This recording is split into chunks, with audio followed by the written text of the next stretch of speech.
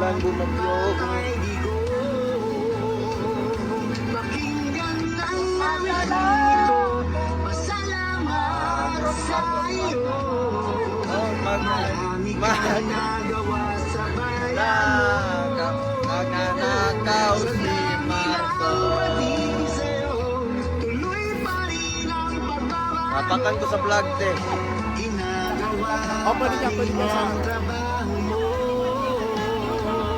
At kahit na nasa Japan, at kahit na Sige, sa harapan po, pwede pa. Sa harapan, pwede pa. nasa US, at kahit na nasa Pinas, mahal ka ng mga tao.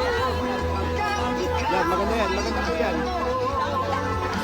salamat po sa'yo, Tatay Digong. At kahit sa Asia ka, Sino po sasama sa tutorial? kahit sa Middle East Okay. naman, Kababayan! kahit sa Europe ka pa, at Tiktok po tayo, TikTok. Ipakita natin ang suporta. Raise your flag, raise your arms, TikTok. Suporta na!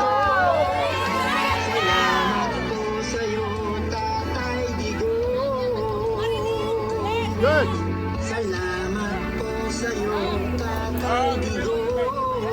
Salamat po, Tatay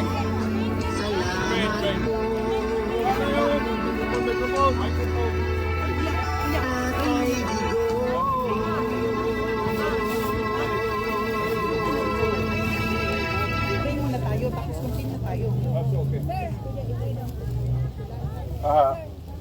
Ako madami na.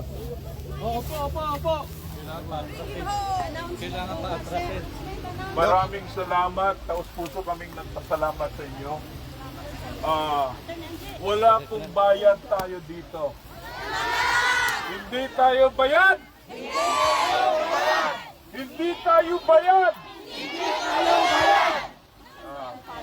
Wala ding kontraktor dito. May pera tayo! May pera kami! Mabuhay ang OFW! Mabuhay ang OFW! Mabuhay ang migrant Filipinos! Alam nyo, tayo po ang bumubuhay sa ating ekonomiya. Last year, we remitted $38 billion. Tayo po ang nagbigay buhay ng ating bayan.